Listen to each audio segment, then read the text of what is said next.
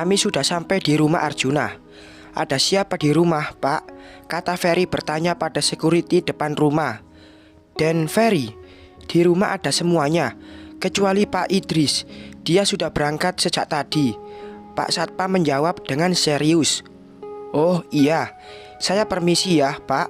Ferry kembali lajukan mobilnya. Dari kejauhan sudah terlihat Tante Windy berdiri tegap menyambut kedatangan kami.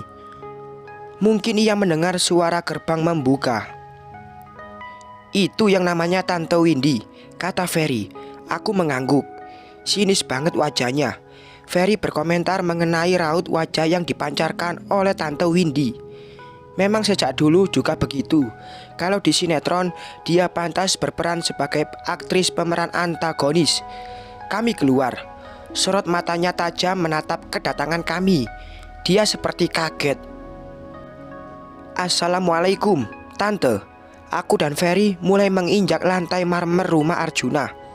Tante Windy sudah berdiri dengan tatapan menyelidik. Rel, dia menyapaku.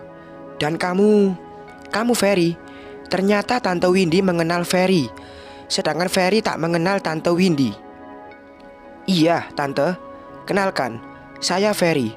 Ferry layangkan tangannya untuk bersalaman. Lalu dengan ragu Tante Windy pun menyalami Ferry balik. Kalian tumben kesini? Tanyanya. Iya, kata Tania. Arjuna sakit ya, Tan. Kami kesini mau jenguk. Tante Windy seperti kaget. Iya, biasalah demam. Tapi dia lagi istirahat. Tania juga masih sekolah. Jawaban Tante Windy seperti meragukan. Ya sudah, Tan. Kami mau jenguk Arjuna. Sekalian ada hal yang ingin aku sampaikan. Aku bicara lagi, sedangkan Ferry hanya diam.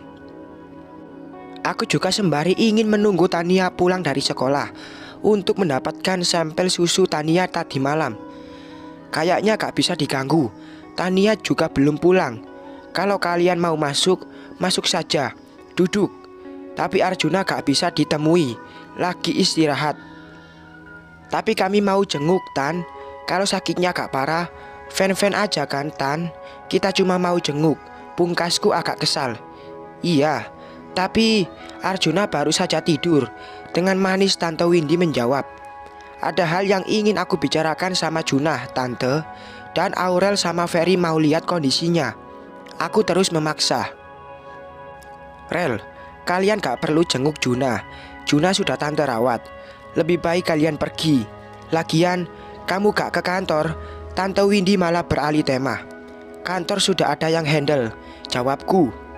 Rel, kamu jangan mudah percaya pada bawahan. Itu gak baik buat usaha kamu. Dan kalau kamu gak bisa jalankan usaha almarhum kakak Tante, biar Tante dan om kamu yang menek semuanya. Aku dan Ferry saling memandang. Bisa-bisanya Tante Windy to the point soal hal ini. Gak mungkin lah, Tan. Tante dan om juga kan punya bisnis di Kanada. Aku sengaja membahas soal kebohongannya. Oh, kamu jangan khawatir. Orang kepercayaan kami sudah mampu diandalkan. Tante tinggal terima beres. Jawabnya sok santai sekali. Nah, itu juga yang dilakukan Aurel, Tan. Aurel terima beres. Tante Windy agak kaget. Loh, ini beda, Rel.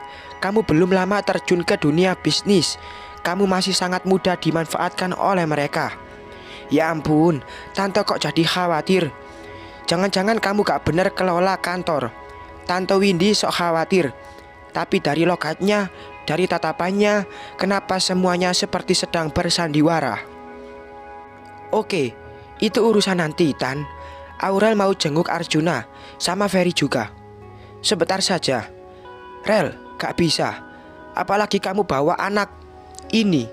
Itu akan memperburuk kesehatan Junah. Jelek. Tante Windy menunjuk Ferry dengan sebutan anak. Keji sekali mulutnya. Tante, Ferry ini keponakan Tante, kesalku. Ferry masih diam tak terpancing emosi. Rel, kalian lebih baik pergi. Arjuna tidak bisa diganggu. Mungkin jelas Tante Windy mengusir kami. Ada hak apa dia? Tante, ini rumah papa saya. Jadi saya berhak masuk ke rumah ini. Ferry angkat bicara.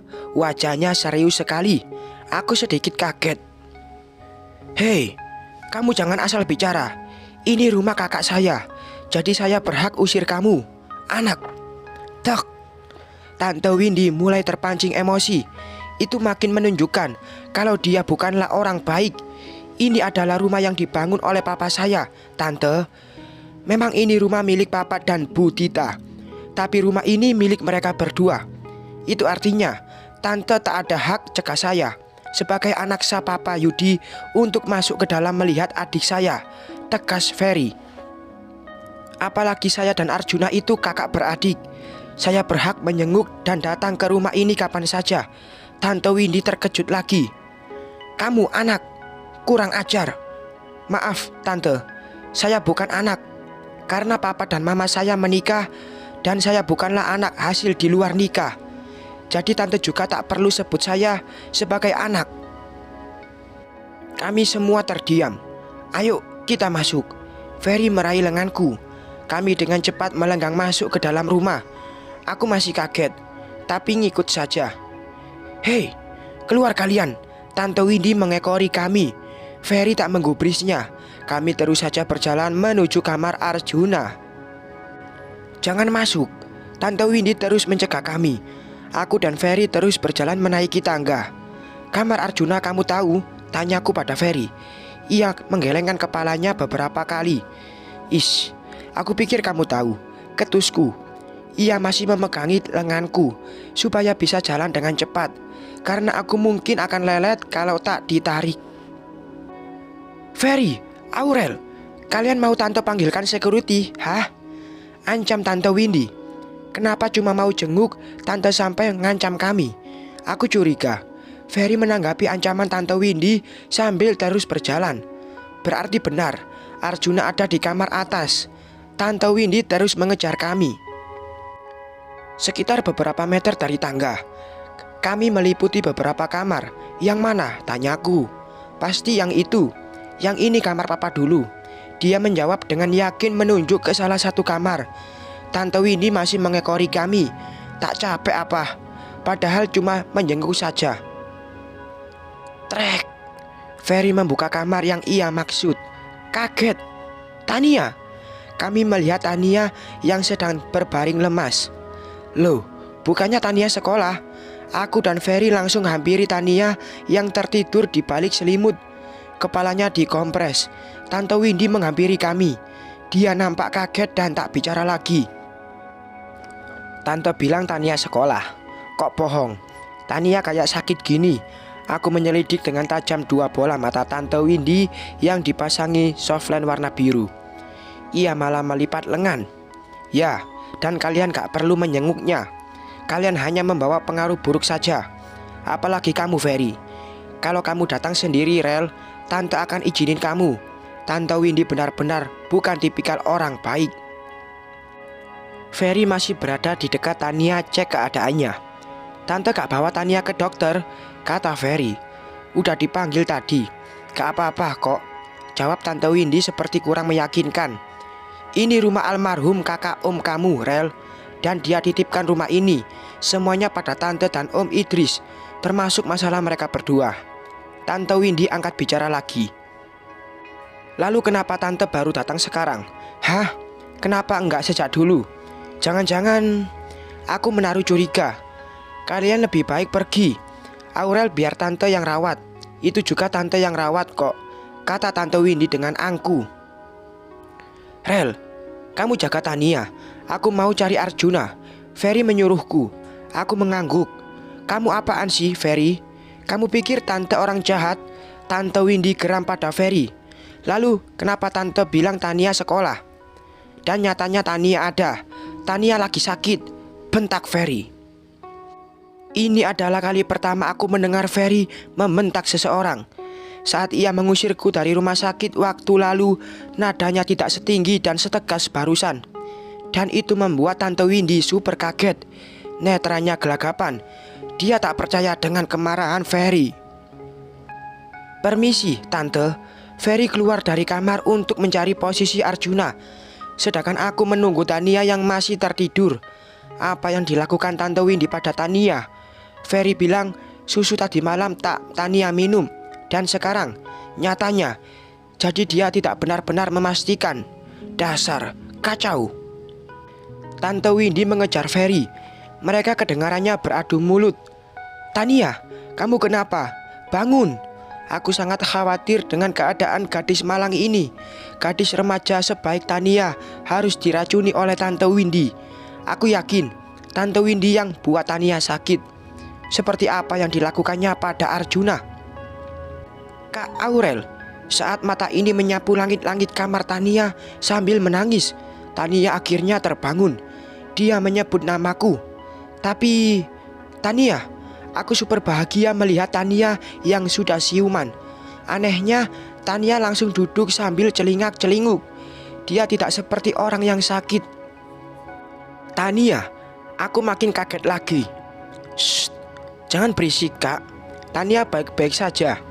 Dia menyuruhku untuk tidak berisik. Jemari Tania sedikit lagi menempel di bibirku. Tania, kak, kamu baik. Iya kak, Tania baik-baik saja. Dan ternyata benar, tante taruh sesuatu di minuman Tania kak. Mataku terbelalak. Apa? Tapi kamu tahu dari mana? Kamu minum? Shh, enggak, Tania gak minum susu itu. Tadi malam setelah kita teleponan, Tania sengaja bawa gelas kosong ke dapur dan lewat ke depan Tante Windy. Dia tahu kalau Tania sudah habiskan susu itu. Malamnya sengaja Tania mendengar obrolan tante dan om. Tante Windy ternyata taruh sesuatu pada susu Tania. Tania dengar, entah apa itu. Dan intinya itu akan buat Tania sakit. Aku makin terkaget-kaget mendengar jawaban Tania. Jadi Tante Windy memang berniat jahat. Tungkasku penuh tanda tanya. Tania menjawab. Aku masih tak mengerti. Lalu Tania ngapain pura-pura sakit kayak gini? Tante Windy bilang kamu ke sekolah. Oh ya? Iya, katanya kamu ke sekolah. Lalu kenapa Tania berbaring dan pura-pura sakit? Tanyaku lagi. Kini kami duduk makin dekat. Di ranjang Tania, ku silang sebelah kaki ini sambil terus meraba-raba wajahnya. Takutnya dia betulan demam. Kak, Tania sandiwara. Itu Tania lakukan supaya Tante Windy pikir Tania beneran minum susu itu. Kak Aurel jangan khawatir. Tania sekarang sudah tahu kalau Tante sama Om punya niat jahat. Tania kembali menjelaskan. Tapi aku sangat lega sekali. Ternyata Tania lebih pintar dari yang kuduga. Jadi sekarang gimana? Tanyaku lagi. Mungkin gadis cantik di depanku sedang pikirkan rencana. Kak, Tania ingin tahu apa yang diinginkan Tante dan Om Idris. Izinkan Tania bersandiwara ya kak. Please. Tania gak akan lepas dari ponsel Tania. Aku menganga kaget. Kening ini pun mengernyit. Ini bahaya sayang. Bisa-bisa kamu diapa-apain. Aku panik. Shh, jangan khawatir kak. Oh iya, Tania ganti nomor HP Tania. Ini nomor barunya. HP lama Tania pasti akan disita Tante Windy. Tania yakin. Kalau enggak pun gak masalah. Tapi Tania akan pastikan Tante Windy sita HP baru Tania. Nah, yang lama, yang dari dulu Tania simpan di laci, akan Tania pakai untuk hubungi dan rekam sesuatu. Aku benar-benar tidak menyangka pikiran Tania sematang ini. Apple kerowak baru yang ia miliki dia serahkan untuk disita bila kemungkinan terjadi.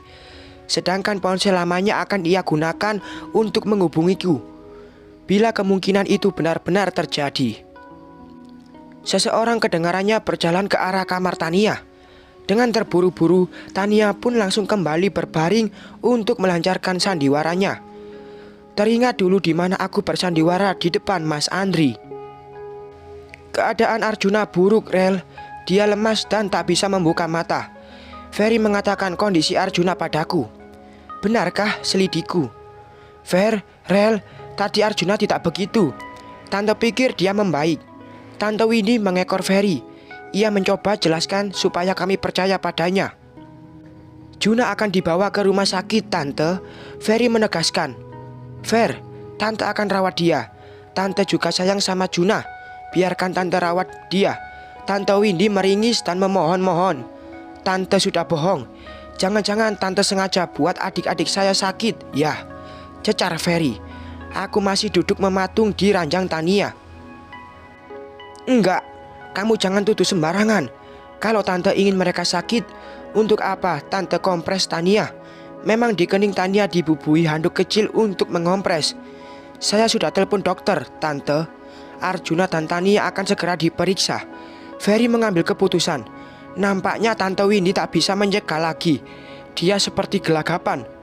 Fix, dia memang salah. Kalau sampai adik saya sakit karena ulah tante, lihat akibatnya.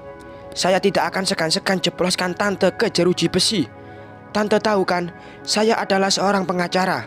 Dengan satu jari telunjuk, saya bisa dengan cepat penjarakan tante. Tante Windy makin terkejut. Hei, kamu jangan asal tuduh. Ini bisa saya laporkan sebagai pencemaran nama baik. Tante Windy mengancam. Bersambung.